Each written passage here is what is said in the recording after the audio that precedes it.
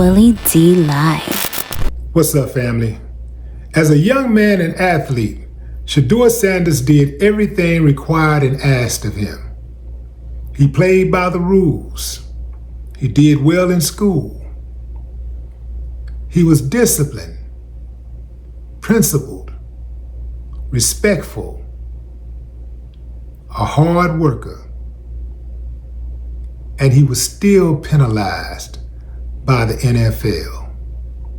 Now I know what some of you think. Well, you know, man, when you working for somebody else, you can't just say whatever you want to say, and you can't just tell them people what you're gonna do and what you ain't gonna do.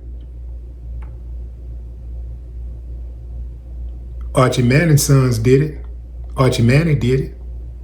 Archie Manning was an above average football player, nowhere near on the level of a Deion Sanders, where you have 22 players or 22 positions in the NFL. And Deion Sanders is arguably one of the greatest ever to play his position. Yeah. So you mean to tell me Archie Manning can dictate where his son is going to play? At the very least, he can make demands. And Deion can't. If Deion do it, then he's a troublemaker. If his son echoes those sentiments, he's a troublemaker. If his son tells an NFL franchise, if you don't want to turn your franchise around, don't contact me. How could that be offensive to you? If I was a franchise owner, that would be impressive to me. I'd pick up the phone right away and call them. They did Shedeur dirty. I know some of y'all saying, well, you know, he still made it. True enough, he did make it into the league. He did realize his dream. But it's the principle, man. It's the principle where he did everything that was required of him. Everything. He played by he did everything the right way. And he still got penalized. And let's not act like money ain't important. It's a big difference between the first round and fifth round payroll. First rounders can make 30 million or more when they sign. You drop down to the fifth round, now you're talking 4 to 5 million. That's like an 85% cut. That's dirty, that's wrong. That's good old boys trying to control black men. That's right, I said it. And as such, I'm calling for a boycott of the NFL. Yeah, I know some of y'all say, man, I ain't finna do all that, man. Why we gotta do all that? I ain't finna do all that, not for them. No. Why not? You got to teach people how to treat you. If the NFL gets away with what they did, they just hit them for about what? They just cost them about $25 million. If they get away with that, what is the incentive for them to change their behavior?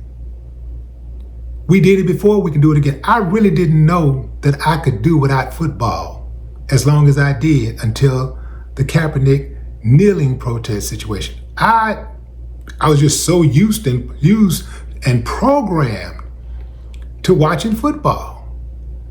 When the protest started, I jumped right on board, and I really did not miss it. I really didn't miss it.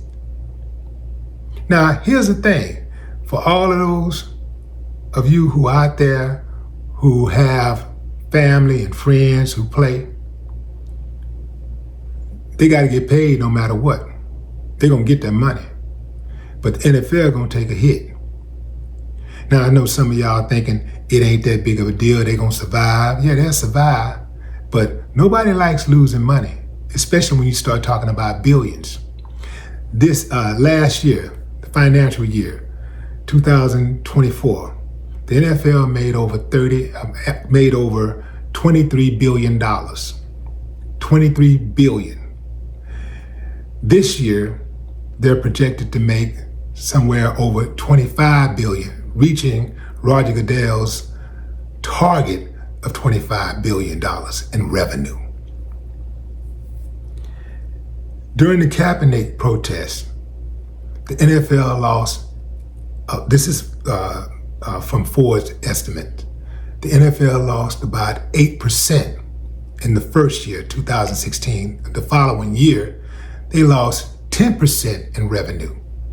If you add that up, if this year they're projected to make $25 billion, 10% of that is $2.5 billion. That's a lot of cake. That's a lot of bread. And ain't nobody trying to lose that kind of money.